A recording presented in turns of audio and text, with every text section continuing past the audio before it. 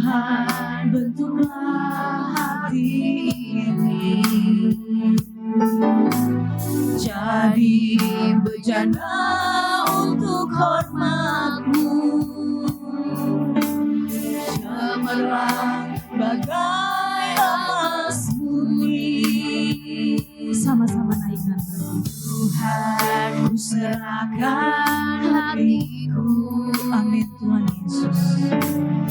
Siang hari ini kami serahkan seluruh hidup kami ke tangan-Mu. Biar firman yang akan disampaikan menjadi berkat untuk kami dan berkat untuk kami. Agar aku menyenangkan-Mu, menyenangkan-Mu. Terima kasih. Kami terus mau menyenangkan Engkau saja. Itu kerinduan kami. Menyenangkan-Mu, senangkan hatiku. Hanya itu kerinduanku. Bapak Ibu, sama-sama kita naikkan lagi siang.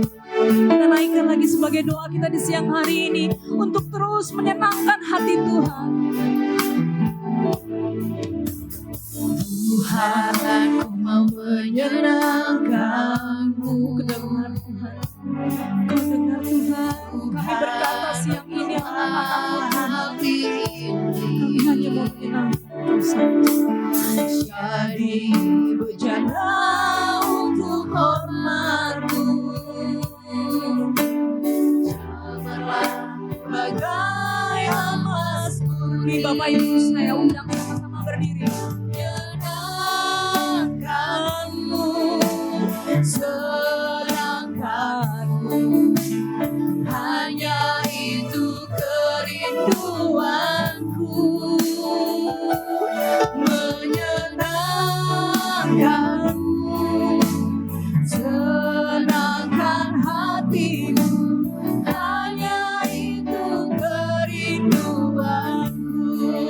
Sama-sama.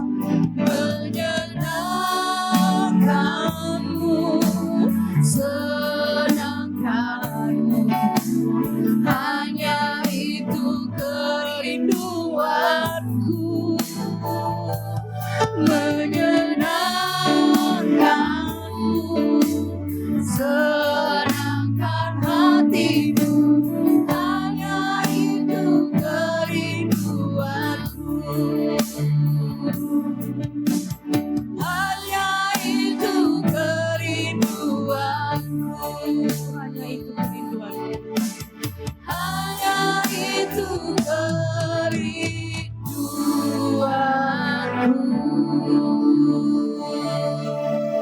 Benar Tuhan Yesus, menyenangkan-Mu adalah kerinduan kami. Amin. Kami ingin selalu berkenan di hadapan-Mu Tuhan.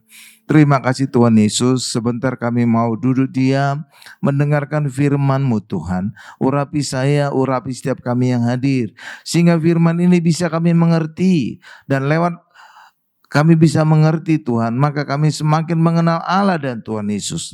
Lewat pengenalan akan Allah dan Tuhan Yesus, maka hidup kita semakin mengalami kelimpahan kasih karunia dan anugerah Tuhan. Terima kasih Tuhan, berfirmanlah bagi kami. Dalam nama Tuhan Yesus, kami siap mendengarkan firman-Mu. Haleluya, sama-sama kita berkata, amin. Silakan duduk Bapak Ibu. Haleluya, haleluya. Saya sapa dulu Bapak Ibu semua. Shalom Bapak Ibu, shalom, puji Tuhan. Saya senang berjumpa dengan Bapak Ibu. Apakah Bapak Ibu senang berjumpa dengan saya? Amin. Ya, haleluya. Ya, pasti senang ya. Kenapa? Akan diberkati. Oh ya, saya juga ingin pesan sesuatu. Minta tolong bagi kita yang hadir saat ini, termasuk juga bagi yang mendengarkan lewat YouTube nanti ya. Tolong di-subscribe ya. Kalau ingin selalu mendengar khotbah terbaru, bisa diklik loncengnya sehingga loncengnya hitam dan kayak bergetar gitu. Nah, itu artinya apa? udah aktif notifikasinya. Sehingga setiap kali ada video baru, saudara akan mendapatkan linknya. Kan luar biasa ya. Ya, udah ambil 1000, 10 lagi. 1000 kan luar biasa ya. Dulu kayaknya jauh gitu. Sekarang udah mendekati, udah di depan mata gitu Bapak Ibu. Dan itu membantu dalam pembiayaan gereja. Jadi sekarang itu banyak pendeta-pendeta juga aktif di YouTube supaya gerejanya bisa terbantu. Ya Bapak Ibu, ya luar biasa ya. Supaya semakin banyak penyebarannya kemana-mana juga. Jadi selain satu membantu gereja, yang kedua juga semakin menyebar khotbah-khotbah yang luar biasa ya Bapak Ibu ya. Nah hari ini juga khotbahnya luar biasa. Judulnya adalah Rahasia Allah Tritunggal. Judul khotbah kita siang ini adalah Rahasia Allah Tritunggal. Apa judulnya Bapak Ibu? Rahasia Allah Tritunggal. Banyak kali orang di luar sana menduga, Allahnya orang Kristen itu banyak gitu Bapak Ibu. Ada 3 gitu ya. Tapi saudara lihat ada rahasia. Walaupun disebut tri, tapi juga tunggal. Gitu Bapak Ibu ya. Jadi 3 tapi 1. Nah, untuk memahami ini kita bisa memahaminya dengan keluarga. Judulnya kurang hanya Bu, rahasia. Ya Bapak Ibu, jadi gampang memahaminya seperti dalam keluarga. Dalam keluarga itu ada 3 pribadi. Bapak, ibu, dan anak. Tapi ketiganya ini satu. Gak bisa terpisahkan. Benar gak Bapak Ibu? Ya gak bisa dipisahkan. Iya, bahkan saling berkorban satu sama lain. Bapak pasti akan berkorban bagi istrinya jika diganggu orang. Bapak juga akan korban jika anaknya diganggu orang. Benar gak Bapak Ibu? Iya, istri juga demikian, anak juga demikian. Nggak ada anak suami bapak berkata ketika istri diganggu, biarin aja istri saya diganggu, mati 1 tumbuh 1000. Nggak ada gitu. Nggak ada ya, pasti mati-matian membela kan. Demikian juga anak kalau diganggu orang, pasti orang tuanya pasti akan membela mati-matian. Benar nggak Bapak Ibu? Iya, nggak ada orang tua berkata ketika anak diganggu, biarin aja supaya dia tahu kerasnya dunia. Nggak ada Bapak Ibu, nggak ada ya. Nggak ada kan? Nggak ada. Pasti orang tua itu akan membela ya. Jadi walaupun 3 pribadi, tapi 1. Hal yang sama juga dengan Allah Tritunggal, ya Bapak Ibu ya. Iya, makanya seringkali kerajaan Allah digambarkan seperti keluarga kerajaan Allah kan. Iya, jadi untuk memahaminya, pahami tentang keluarga. Jadi gampang ya. Iya kan, kalau nggak kan bingung kan, banyak orang di luar sana kan. Apa tuh 3 tapi 1. Nanti kita akan dalami luar biasa ya. Ya Bapak Ibu ya. Tapi luar biasanya lagi, sebenarnya doktrin Allah Tritunggal itu tidak ada dikatakan di Alkitab. Nggak ada. Saudara bisa cari di ayat manapun, nggak ada. Ya Bapak Ibu, bahkan ditekankan keesaannya Allah sejak perjanjian lama. Tapi wujud Allah Tritunggal itu bisa terlihat ketika Tuhan Yesus dibaptis. Disitulah baru kelihatan wujud Tritunggal Allah. Coba kita lihat ayatnya, Matius 3 ayat 16 sampai dengan 17. Iya, jadi luar biasa. Udah? Nah, di depan sudah ada ya. Ya. Kita baca sama-sama aja ya supaya kita ikut aktif ya. Ya, 1, 2, 3. Sesudah dibaptis, Yesus segera keluar dari air. Dan pada waktu itu juga langit terbuka. Dan ia melihat Roh Allah seperti burung merpati turun ke atasnya. Ayat 17. Lalu terdengarlah suara dari surga yang mengatakan, inilah anakku yang kukasihi, kepadanya lah aku berkenan. Nah, di mana wujud Tritunggal Allah? Ini kelihatan. 1, Tuhan Yesus yang dibaptis, yang keluar dari air. Benar nggak Bapak Ibu? Ya, itu 1. Yang kedua, Roh Allah dalam wujud burung merpati. Yang ketiga, suara dari sorga, dan itulah suara Allah Bapa. Inilah anakku yang kukasih, kepadanya lah aku berkenan. Nah ini dia. Nah dari sini juga kita bisa belajar bahwa baptisan yang benar itu harus baptisan selam. Karena Yesus keluar dari air. Ya jadi ini. Jadi untuk menunjukkan bahwa baptisan itu benar, baptisan air. Kenapa Yesus keluar dari air? Dan baptisan Yesus pasti benar. Nggak mungkin baptisan Yesus salah. Benar nggak? Mana mungkin baptisan Yesus salah. Ya kan? Makanya kalau ingin tahu baptisan benar, lihatlah contoh baptisan Tuhan Yesus. Amin. Nah itu juga dikatakan bahwa roh Allah dalam wujud burung merpati. Pada saat Pentakosta wujudnya apa? Lidah-lidah seperti api. Saudara bisa kritis lagi. Kenapa ini dalam wujud seperti burung merpati? Kenapa bukan lidah-lidah seperti api kayak Pentakosta? Gitu. Jadi saudara kritis. Oh iya ya, kok di saat Tuhan Yesus dibaptis burung merpati? Itu saya sudah jelaskan ya. Lihat video-video sebelumnya. Supaya makin orang pingin tahu gitu.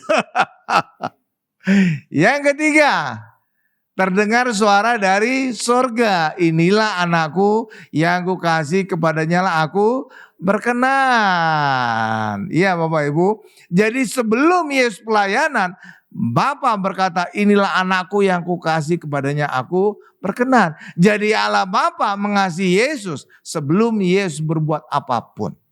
Sama juga dengan kita mengasihi anak kita sebelum anak kita bisa melakukan apapun kepada kita. Gitu Bapak Ibu. Makanya orang Kristen jangan mengandalkan perbuatannya untuk berkenan di hadapan Allah. Sebelum kita melakukan apapun, Allah sudah mengasihi kita. Seperti kita juga mengasihi anak kita. Benar nggak? Bayi saudara bisa melakukan apa-apa nggak kepada saudara? Belum bisa. Tapi saudara mengasihi dia. Bahkan siap kurang tidur untuk merawat bayi saudara. Benar nggak Bapak Ibu? Iya kan? Iya itu contohnya. Benar ya Bapak Ibu? Nah dari sini juga kita bisa melihat Bapak Ibu, inilah anakku yang kukasih, kepadanya lah aku berkenan. Jadi lewat baptisan kita menjadi anak Allah. Amin Bapak Ibu. Karena kita dilahirkan kembali dari air dan roh. Dilahirkan kembali. Jadi saudara bukan diadopsi, tapi dilahirkan dari roh. Makanya kita menjadi anak Allah. Makanya kurang tepat kalau orang Kristen berkata hamba. Hamba bukan dilahirkan. Kalau dilahirkan itu pasti anak. Makanya orang Kristen harus punya iman, aku adalah anak Allah. Bukan hamba ya. Hamba bukan dilahirkan kan. Jadi ada logika aja Bapak Ibu. Makanya kurang tepat kalau ada pendeta juga disebut hamba Tuhan ya. Tidak ya. Anak Tuhan. Karena orang Kristen itu dilahirkan. Jadi kalau kita dilahirkan, berarti kita anak. Benar nggak Bapak Ibu? Lah iya. Jadi masuk gitu Bapak Ibu. Iya kan masuk. Jadi kita berkenan, dikasih dan berkenan. Makanya juga kalau kita ingin menjadi anak Allah, harus dibaptis. Karena lewat baptisanlah kita dilahirkan kembali dari roh. Karena Allah adalah roh, maka kita juga harus dilahirkan dari roh. Supaya kita menjadi anak Allah. Dan ketika kita menjadi anak Allah, kita juga menjadi dikasih dan berkenan kepada Allah. Amin Bapak Ibu. Sama seperti juga anak yang saudara kasih. Anak yang saudara lahirkan, pasti saudara kasih kan? Iya kan? Iya. Jadi gitu Bapak Ibu ya. Ya haleluya, haleluya. Jadi Allah orang Kristen itu Tritunggal. Ya Bapak Ibu, Tritunggal. Banyak kali manusia berusaha mengenal Allah. Tapi manusia jangan berpikiran saudara bisa memahami Allah. Otak kita itu kecil Bapak Ibu. Kecil kan? Kecil kan? Hanya segede bapau ini sebenarnya di kepala kita Bapak. Iya kan segede bapau kan. Bagaimana kita mungkin otak sebesar bapau untuk mengenal Allah yang maha besar? Nggak mungkin. Kalau seandainya ada orang Kristen berusaha mengenal Allah dengan akal budinya, maka sama saja dia itu merendahkan Allah. Kok bisa Pak? Lah iya, dia artinya ingin memasukkan Allah ke dalam otaknya. Memahami Allah ke dalam otaknya. Artinya apa? Dia tidak lagi melihat Allah maha besar. Tapi Allah sebesar otaknya. Lah iya kan? Benar gak Bapak Ibu? Lah iya, makanya jangan ada upaya orang Kristen untuk mengenal Allah 100%. Nggak ada itu. Kalau ada, berarti apa? Dia merendahkan Allah, seolah-olah Allah itu sebesar otaknya dia. Ya kan? Lah iya dong. Karena itulah kita harus memahami Allah itu maha besar, sehingga banyak hal tentang Allah yang tidak kita mengerti. Dan rupanya Allah itu juga suka merahasiakan segala sesuatu. Supaya apa? Kita manusia, umatnya menyelidiki. Dan ketika kita menemukan rahasianya, senang banget kita. Bahkan dikatakan kita mulia seperti raja. Iya Bapak Ibu, kalau saya menyelidiki Alkitab, saya mendapatkan sesuatu, singkapan, bahwa kayak ketemu harta karun Bapak Ibu. Iya, luar biasa ya. Iya. Pokoknya kuncinya untuk menyelidiki Alkitab Bapak Ibu, kuncinya adalah dengan kacamata Tuhan Yesus. Kalau saudara dengan kacamata Tuhan Yesus, kayaknya disingkapkan Allah banyak rahasia dari Alkitab. Benar. Tapi kalau kita hanya mengandalkan akal budi kita, saudara seringkali jadi buntu. Iya Bapak Ibu, buntu. Bahkan orang Israel aja yang dikatakan orang jenius, banyak menerima hadiah Nobel, gak ngerti tentang Tuhan Yesus. Sehingga mereka menolak Yesus. Iya Bapak Ibu, menolak Yesus. Iya kan? Lebih pintar kita dong kalau gitu kan.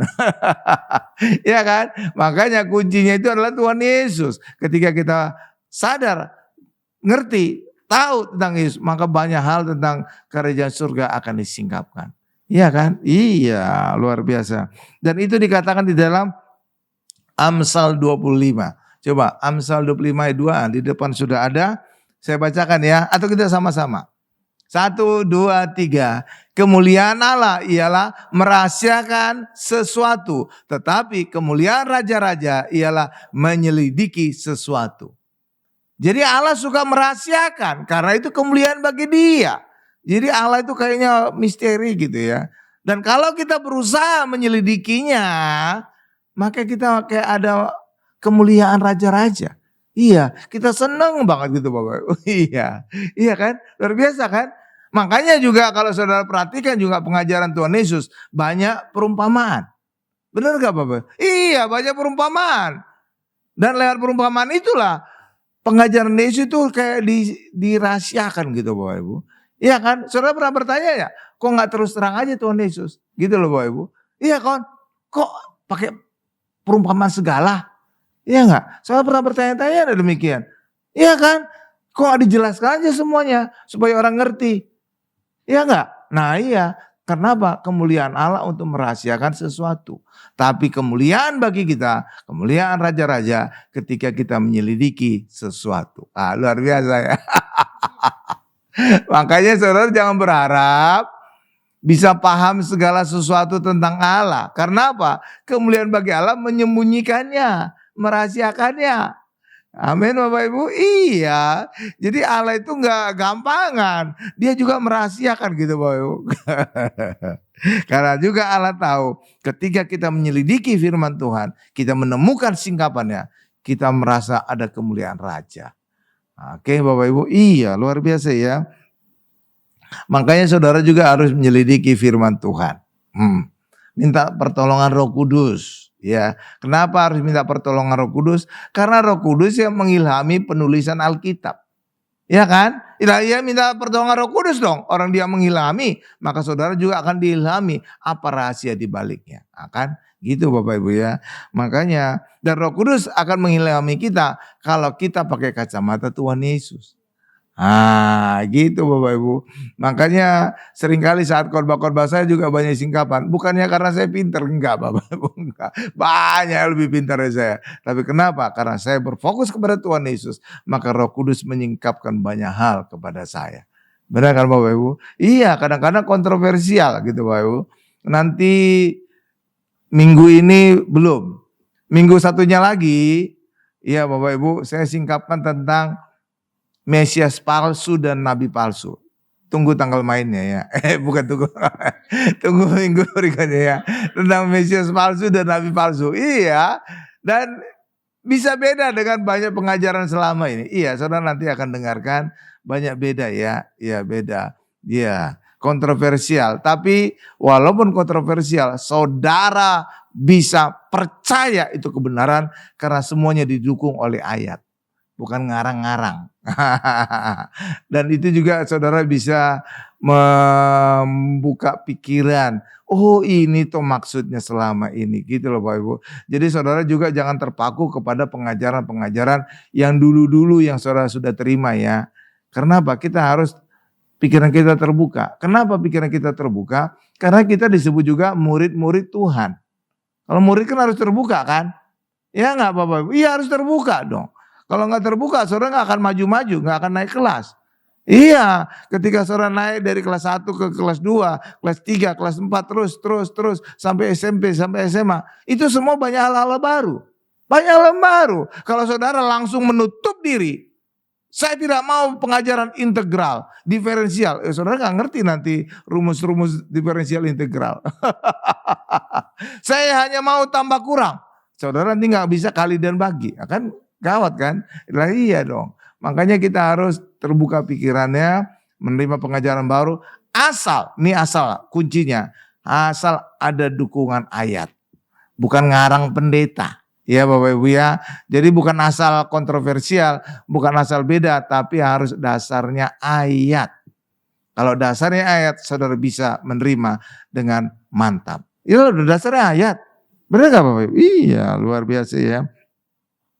Ya walaupun Allah itu suka merahasiakan segala sesuatu, tapi Allah juga tetap memberikan clue-clue atau apa istilah bahasa Indonesianya, petunjuk-petunjuk gitu ya Bapak Ibu ya, singkapan-singkapan kecil gitu. Jadi nggak langsung singkapan besar, yang kecil-kecil dulu Bapak Ibu, simbol-simbol, lambang-lambang gitu.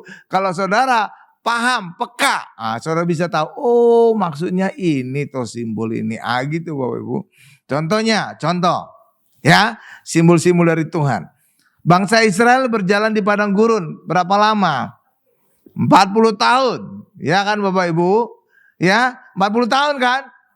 Saudara tahu itu. Itu gambaran kehidupan manusia. 40 tahun. Makanya juga manusia akan dikatakan sukses atau gagal setelah usia 40 tahun.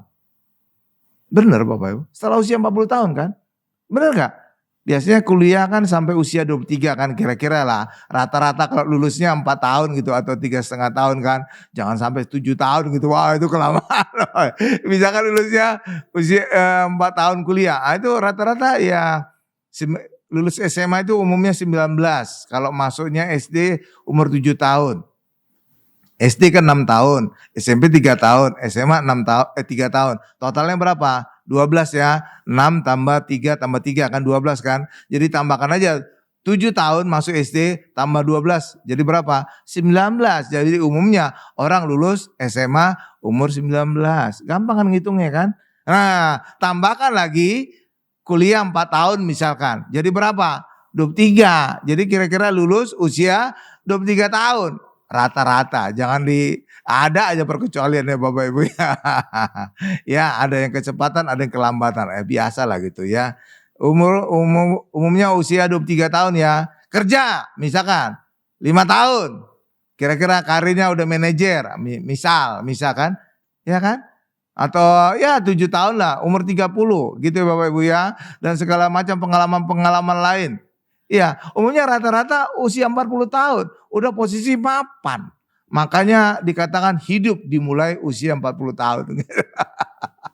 Iya kan? Nah iya, jadi gambaran perjalanan bangsa Israel 40 tahun itu gambaran perjalanan kehidupan manusia selama 40 tahun. Dan ketika sudah 40 tahun berjalan di padang gurun, disitulah Tuhan menyeleksi siapa yang layak masuk tanah Kanaan. Dan ketika sudah 40 tahun, maka bangsa Israel masuk tanah Kanaan beroleh kemuliaan. Sama juga dengan manusia. Tuhan memproses kita selama 40 tahun. Setelah 40 tahun disitulah ditentukan apakah kita berhasil atau tidak. Kira-kira gitu ya. Amin Bapak Ibu. Tapi tetap aja ada perkecualian ya. Tetap ya. Kalau dia menerima warisan orang tuanya ya bisa sukses sebelum 40 tahun. Bisa aja. ada gitu. Ada udah dirut gitu, presiden direktur sebelum 40 tahun ada. Tapi saudara lihat ceritanya, oh warisan. Jadi gitu. Tapi kalau yang wajar ya umumnya di atas 40 tahun ya. Oke. Nah, gitu Bapak Ibu. Jadi dalam perjalanan bangsa Israel di padang gurun, saudara bisa belajar. Jadi bangsa Israel dituntun oleh tiang awan, tiang api kan? Artinya kehidupan kita juga hari ini dituntun oleh tiang salib Yesus. Amin, gampang kan? Iya, jadi gitu. Tiang salib Yesus Bapak Ibu. Oke, bangsa Israel setelah keluar dari Mesir, nggak langsung masuk tanah Kanaan. Benar nggak Bapak Ibu? Iya, di padang gurun dulu. Kenapa? Karena bangsa Israel masih mental budak. Jadi Tuhan harus merubah dulu bangsa Israel yang mental budak ini untuk siap menjadi umat Allah yang tahu bagaimana menyembah Allah secara benar. Punya hukum-hukumnya Allah. Makanya di padang gurun itulah Tuhan mendidik bangsa Israel. Tuhan memberikan hukum-hukum Tauratnya di puncak gunung Sinai. Nah itu. Jadi Allah ingin merubah bangsa Israel. Kenapa? Sebelumnya 400 tahun, sekitar 400 tahun bangsa Israel diperbudak di Mesir. Jadi mentalnya mental budak. 400 tahun. Kalau saudara bagi satu generasi, Bapak Ibu sekitar 70 tahun. Berarti apa? Sekitar 6 generasi di Mesir. Jadi kan mereka udah ngelotok banget mental budak itu. Ya kan Bapak Ibu ya? Iya. Makanya ini harus dirubah Allah. Makanya kalau saudara lihat dalam perjalanan bangsa Israel di padang gurun, seringkali bangsa Israel mengeluh, bersungut-sungut, membandingkan kehidupan mereka di Mesir. Iya, oh kita makan di Mesir, tinggal petik, makan daging. Benar kan Bapak Ibu? Iya, jadi mereka walaupun telah keluar dari Mesir, tapi Mesir belum keluar dari akal pikiran mereka. Belum keluar dari hati mereka. Makanya inilah yang Allah ingin keluarkan. Membentuk mereka menjadi siap menjadi umat Tuhan. Amin. Iya. Bahkan juga ketika bangsa Israel menyembah patung lembu emas, itu juga menunjukkan mereka mental budak. Iya, saudara pernah bertanya-tanya, nah, kenapa patung yang dibuat oleh bangsa Israel itu lembu? Kenapa tidak gajah besar gitu Bapak? Nah, kan iya kan bisa saudara pertanyakan. Atau kuda lincah gitu kan? Kok bukan itu? Kok lembu? Iya kan? Kenapa? Lembu itu gambaran hamba. Iya, Yesus digambarkan dalam kitab Markus adalah gambaran lembu. Singa itu Matius, Markus itu lembu. Demikian juga Lukas manusia. Yohanes gambaran Raja Wali yang sedang terbang kan? Lembu gambaran Yesus sebagai hamba menarik beban hidup kita. Makanya berhala yang dibuat oleh orang Israel itu lembu. Jadi cocok. Kenapa? Dalam pikiran mereka itu hamba. Makanya gambaran patungnya lembu, bukan kuda, bukan gajah. Oh gitu tuh Pak. Iya. Jadi ada ceritanya semua gitu Bapak Ibu ya. Jadi nggak asal-asalan gitu Alkitab gitu ya. Mantap kan? Tuh. Iya ya, luar biasa ya Bapak Ibu ya. Ya demikian juga Bapak Ibu. Ya. Demikian juga dalam perjanjian lama dan perjanjian baru juga. Tuhan juga menggambarkan semuanya. Kalau saudara baca Alkitab, misalkan saudara baca Alkitab perjanjian lama ya. Saudara harus mengkaitkan dengan perjanjian baru. Kenapa? Karena perjanjian lama itu banyak nubuatan-nubuatan. Dalam perjanjian baru, nubuatan itu tergenapi. Kalau saudara baca perjanjian baru, saudara juga harus mengkaitkan dengan perjanjian lama. Ketika saudara lihat Tuhan Yesus, maka saudara lihat di mana dinubuatkan tentang Tuhan Yesus. Jadi saudara ketika membaca Alkitab, perjanjian lama dengan perjanjian baru adalah satu kesatuan. Itu nggak bisa dipisahkan. Perjanjian lama nubuatannya, perjanjian baru penggenapannya. Amin. Nah, saudara bisa terbantu kalau baca catatan kaki di bawahnya. Jadi ada satu ayat, saudara lihat catatan kaki di bawahnya, ada acuannya ke perjanjian baru. Sebaliknya juga perjanjian baru saudara baca satu ayat ada catatan kaki di bawahnya. Gitu Bapak Ibu. Kalau Alkitab di handphone bagaimana Pak? Gitu. Gak ada catatan kaki Pak di handphone. Tenang. Kalau di handphone saudara lihat kalau ada ayat yang ada bintangnya di ujung dari ayat itu, itu saudara klik, ada linknya, gitu Bapak Ibu. Iya, oke. Jadi itu rahasianya. Jadi kalau Alkitab buku, saudara lihat catatan kakinya di bawah, ada angka-angka kecil-kecil gitu Bapak Ibu ya.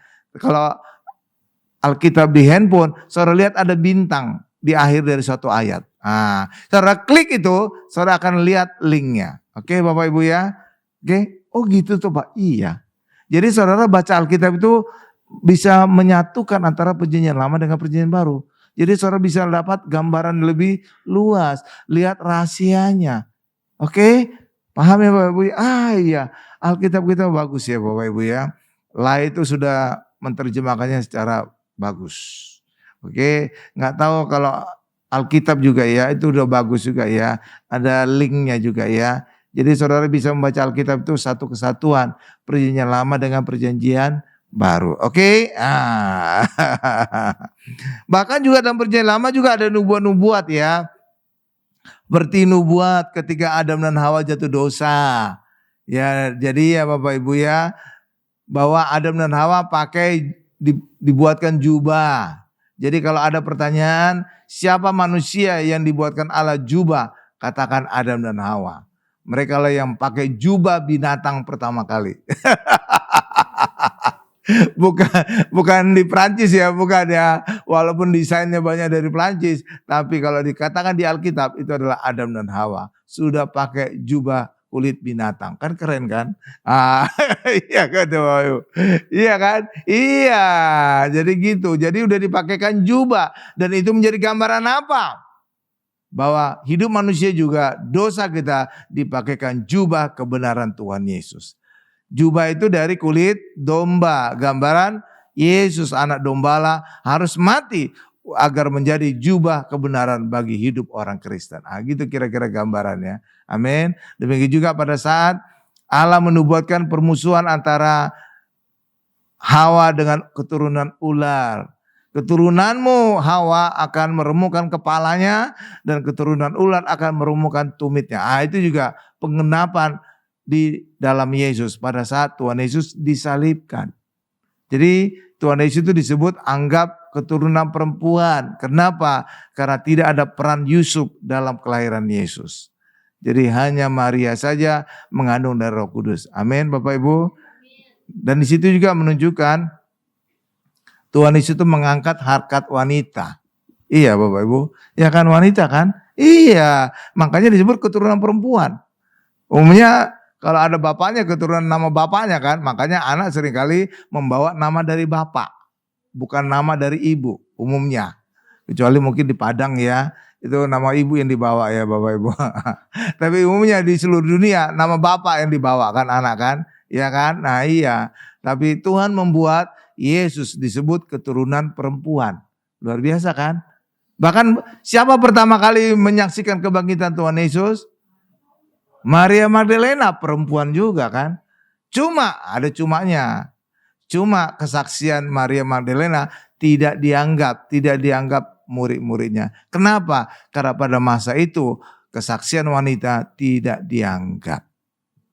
Iya Bapak Ibu, itu. Bahkan juga ketika Tuhan Yesus memberi makan 5.000 orang, dikatakan 5.000 laki-laki saja. Padahal sebenarnya ada ibu-ibu dan anak-anak kan. Iya, kan nanti saudara baca ketika Tuhan Yesus memberi makan 5.000 itu 5.000 laki-laki saja. Kasihan nih cewek ya, perempuan. Jadi sebenarnya bukan 5.000 itu. Kalau dihitung ibu-ibu ya lebih. Benar gak Bapak Ibu? Kalau dianggap ibu-ibu dan anak-anak 3 kali lipat harusnya 15.000 ya. Iya kan? Karena apa? 5.000 laki-laki saja. Jadi kalau terhitung ibu-ibu dan anak-anak mungkin 15.000 ya. Gitu. Iya kan? Lah iya dong. Di gereja juga coba saudara lihat. Kan lebih banyak ibu-ibu kan dibandingkan bapak-bapak. Coba. Iya. Dimanapun di gereja, dimanapun seluruh dunia itu lebih banyak ibu-ibu Bapak Ibu. Jadi saudara juga bisa bayangkan, murid Tuhan Yesus juga bisa banyak ibu-ibu dibandingkan bapak-bapak ya. Iya, iya kan? Iya, luar biasa kan? Jadi menarik ya. Oh gitu tuh Pak, iya. Jadi luar biasa Tuhan kita ya. Haleluya, haleluya. Jadi Nabi Yesaya juga menubuatkan tentang penderitaan Tuhan Yesus. Nah, dari nubuatan ini kita bisa belajar bahwa Yesus benar-benar menggantikan kita. Coba kita lihat Yesaya 53 ayat 4 sampai dengan 6. Satu lagi kita selesai ya. Jadi kita bisa melihat walaupun Allah itu suka merahasiakan, tapi Allah juga memberikan tanda-tanda gitu, simbol-simbol untuk penyingkapan rahasianya ya. Luar biasa menarik ya. Nah, coba kita lihat ini Yesaya 53 ayat 4 sampai dengan 6 ya. Sudah, saya baca ayat 4, Bapak Ibu ayat 5, saya nanti ayat 6 tutup ya. Oke, siap. Saya baca mulai ayat 4. Tetapi sesungguhnya penyakit kita lah yang ditanggungnya dan kesengsaraan kita yang dipikulnya. Padahal kita mengira dia kena tulah, dipukul dan ditindas Allah. Ayat 5 Bapak Ibu.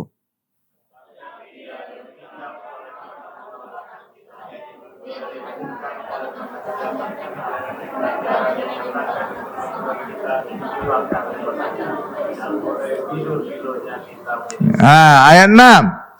Kita sekalian sesat seperti domba, masing-masing kita mengambil jalannya sendiri, tetapi Tuhan telah menimpakan kepadanya kejahatan kita sekalian. Nah, dari ayat ini saudara bisa belajar bahwa walaupun kita jahat, hukuman tidak ditimpakan kepada kita, tapi ditanggung oleh Yesus. Ya kan? Kalau di luar sana, enggak Bapak Ibu, saudara salah, saudara yang nanggung sendiri akibatnya. Benar enggak? Iya dong. Tapi firman Tuhan enggak. Menggambarkan apa? Bahwa ketika kita salah, Yesus yang menanggung semuanya. Iya dong. Ini menunjukkan luar biasa sekali kasih Allah kita kan. Ya kan di luar sana ada dikatakan Allah makasih. Mana buktinya? Enggak ada. Tapi kalau Allah kita ada buktinya. Ayatnya juga ada. Tuh. Iya dong. Allah makasih terlihat ayatnya. Coba ayat 4-nya lagi Pak. Scroll ke ayat 4-nya. Tetapi sesungguhnya penyakit kita lah ini tanggungnya. Tuh penyakit kita ditanggung. Dan kesalahan kita yang dipikulnya. Tuh. Padahal kita mengira dia kena tulah, dipukul dan ditindas Allah. Jadi banyak orang pikiran. Yesus itu ditindas Allah. Dipukul Allah. Padahal sebenarnya itu untuk menanggung penyakit kita. Kesengsaraan kita. Kan luar biasa kan? Ya kan Bapak Ibu? Luar biasa. Lihat nih ayat 5-nya. Coba Pak scroll ayat 5-nya. Tetapi dia tertikam oleh karena, nah yang berontak siapa? Kita. Tapi yang tertikam Yesus. Tuh kan. Jadi luar biasa kan. Jadi Yesus menanggung segala perbuatan kita. Lanjutkan lagi. Dia diremukkan oleh karena kejahatan kita. Yang jahat siapa? Kita. Tapi yang diremukkan bukan kita. Yesus. Tuh kan. Luar biasa ya. Ganjaran yang mendatangkan keselamatan bagi kita ditimpakan kepadanya. Tuh. Jadi ganjaran keselamatan ditimpakan kepada Yesus. Benar Bapak Ibu? Iya kan? Makanya bagi kita juru selamat itu hanya Yesus. Amin Bapak Ibu. Tapi kadang-kadang orang Kristen juga bisa kepleset. Seakan-akan dia bisa menebus dosa masa lalunya. Contohnya Pak, gini contohnya. Misalkan ada orang yang preman lontong dulunya Bapak Ibu. Masa mudanya gitu ya. Lalu ketika dia bertobat, dia berkata, aku harus menebus masa laluku yang berdosa. Maka dia ambil bagian dalam pelayanan. Gak bisa. Dia jadi pendeta. Gak bisa. Kenapa? Karena kita tidak bisa menjadi juru selamat bagi diri kita. Gak bisa kita membayar.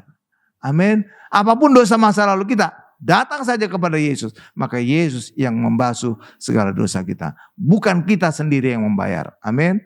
Tapi kan banyak orang kan seakan-akan dia bisa membayar kan. Oh masa lalu saya demikian berdosa, maka sekarang saya bertobat, saya jadi pendeta. Itu sama dengan saudara menjadi juru selamat bagi diri saudara. Nah, itu gak cocok ya Bapak Ibu ya. Amin. Jadi saudara jangan berusaha menjadi juru selamat bagi diri saudara. Cukup datang kepada Yesus, maka Yesus yang menjadi juru selamat kita. Yesus yang menebus segala dosa masa lalu kita. Amin. Ya, jadi gitu Bapak Ibu. Jadi ngerti ya. Jadi orang Kristen jangan berpikiran jadi juru selamat bagi dirinya ya. Apapun dosa masa lalu saudara, oke, itu sudah lewat. Ketika kita di dalam Yesus, yang lama sudah berlalu, yang baru sudah datang. Cukup itu. Cukup ya. Jadi saudara jangan membayar ya. Nggak bisa saudara bayar dosa saudara. Kan banyak orang gitu kan. Banyak kan. Iya. Iya. Jadi saudara nggak bisa jadi juru selamat bagi diri saudara. Bahkan juga bagi orang lain. Oke Bapak Ibu ya. Nah sekarang konsep Tritunggalnya. Jadi konsep Tritunggal Allah itu ada dalam keluarga, ada Bapak. Umumnya, saya berkata umum ya. Ada aja, ada single parent, ada. Tapi yang umumnya selalu ada Bapak, ada Ibu, ada anak. Umumnya, ini juga nggak selalu ada anak kan. Ada aja keluarga yang nggak punya anak kan, ada. Jadi pokoknya secara umum saya ya, bicara ya secara umum ya. Ya umumnya kan ada 3 pribadi kan. Ada Bapak, ada Ibu, ada anak kan. Ya nggak Bapak Ibu? Nah inilah gambaran Allah.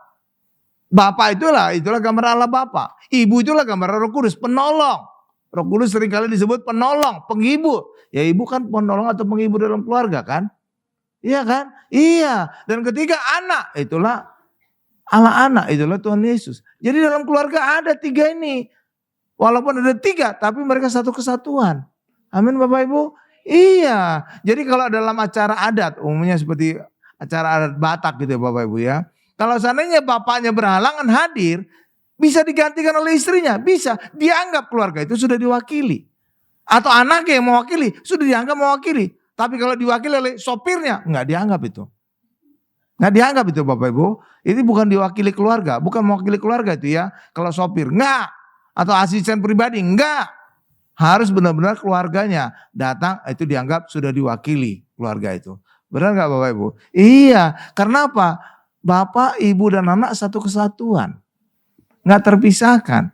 Jadi orang sudah melihat, oh iya keluarga itu sudah diwakili oleh istrinya, ibunya, oke. Sudah diwakili oleh anaknya, oke. Tapi kalau diwakili oleh supirnya, nggak dianggap itu. Nggak dianggap ya, nggak dianggap ya. Itu bukan, ya Bapak Ibu ya. Iya, karena apa? Walaupun ada 3 pribadi, tapi satu kesatuan. Benar? Demikian juga.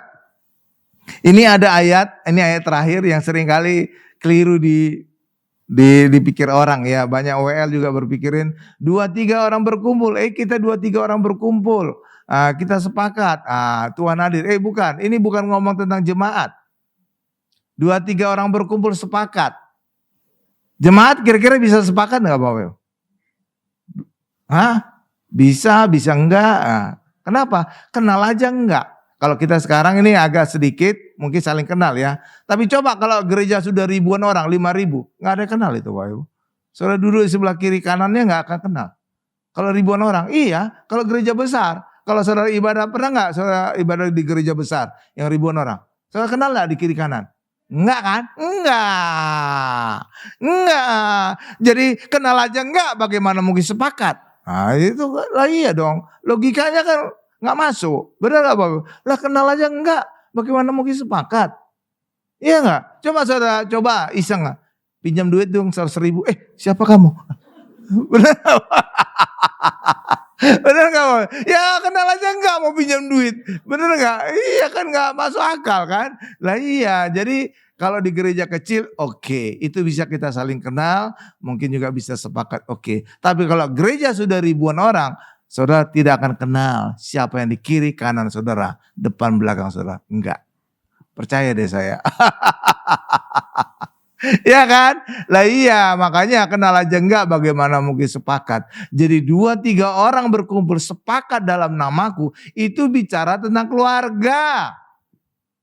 Kenapa disebut 2 atau 3 orang? Karena bisa aja keluarga cuma ada suami istri, enggak punya anak. Makanya 2 atau 3.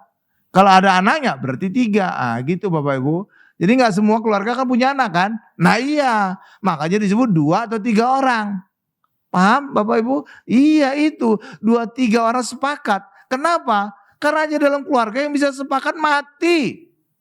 Bapak pasti siap mati bagi istri dan anaknya. Istri siap mati bagi suami dan anaknya. Anak juga siap mati bagi keluarga. Itu baru benar-benar sepakat. Benar gak Bapak Ibu? Iya dong. Hanya dalam keluarga yang bisa demikian. Kalau jemaat, boro-boro siap mati. Minjam duit aja belum tentu dikasih. Benar gak Bapak Ibu? Lah iya. Coba kita buka ayatnya ya. Matius 18 ayat 19 sampai 20. Ini ya. Saya baca ayat 19, Bapak Ibu ayat 20 ya. Jadi disingkapkan banyak rahasia hari ini ya. Coba Matius 18 ayat 19 sampai 20. Saya baca ayat 19, Bapak Ibu ayat 20 ya. Oke, siap. Dan lagi aku ini huruf besar berarti Allah, Yesus berkata kepadamu, jika 2 orang daripadamu di dunia ini sepakat meminta apapun juga, permintaan mereka itu akan dikabulkan oleh Bapakku yang di surga. Ayat 20 Bapak Ibu.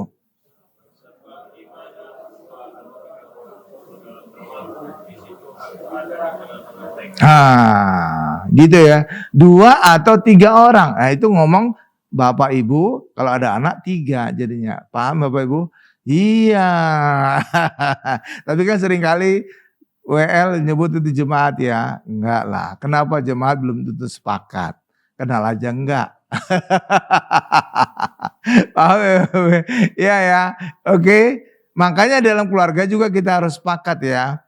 Iya kan? 2-3 orang sepakat itu maksudnya harusnya memang suami istri dan anak itu, bapak ibu dan anak itu biasanya sepakat. Tapi kadang-kadang ada aja yang beda-beda ya. Coba saudara bayangkan deh. Kalau seandainya contoh kecil tentang ketidaksepakatan. Bapak pingin makan misalkan fast food, junk food. Ibu makan pecel. Anak pingin makan yang lain, minuman ringan misalkan. Bisa jalan enggak itu? Enggak bisa. Loh, bapaknya mau ke sini, ibunya mau ke sini, anaknya mau. Gimana ini? Gitu kan Bapak Ibu kan? Bisa kan? Bisa jadinya. Jadi harus ada kesempatan. Oke, hari ini kita makan ini. Baru bisa jalan kan? Kalau seandainya seleranya beda-beda, enggak jalan itu. Enggak jalan ya. Apalagi terjadi pemaksaan kehendak. Enggak mau. Pokoknya selera Bapak menjadi selera keluarga. Oh, enggak bisa itu. Nah, itu mah Bapak yang didiktator itu. Ya Bapak Ibu ya, karena itulah ketika kita sepakat, maka doa suami istri dan anak itu menjadi doa yang bisa didengarkan oleh Tuhan. Amin. Sepakat ya. Harus sepakat ya. Kalau seandainya, sekarang pertanyaan saya, seandainya bapak, ibu dan anak tidak sepakat, apa yang terjadi? Nih, saya baca dulu ayatnya, konteksnya supaya saudara bisa kebayang. Sebab di mana 2 atau 3 orang berkumpul dalam namaku, di situ aku ada di tengah-tengah mereka. Jadi seandainya dalam keluarga itu sepakat, maka Tuhan hadir di tengah-tengah mereka. Kalau seandainya keluarga tidak sepakat, siapa yang hadir? Setan yang hadir. Makanya keluarga yang cekcok kayak neraka di dunia. Karena apa? Setan hadir. Sebaliknya ketika keluarga sepakat, serasa di surga. Kenapa? Tuhan hadir di keluarga itu. Saudara itu? Oh iya sih Pak. Gitu Bapak. Jadi saudara bisa tergambar gitu ya. Oh iya juga ya. Kalau keluarga sepakat, oh hangat banget keluarga itu kayak di surga rasanya. Sebaliknya, kalau keluarga yang cekcok, piring terbang banyak di mana-mana, ya itu serasa di neraka. Kenapa? Yang hadir setan. Amin Bapak Ibu. Yang hadir setan. Makanya terasa seperti di neraka. Makanya pastikan keluarga kita sepakat. Supaya Tuhan hadir. Maka kita akan merasa di bumi ini seperti di sorga. Amin Bapak Ibu. Amin. Kita tundukkan kepala kita.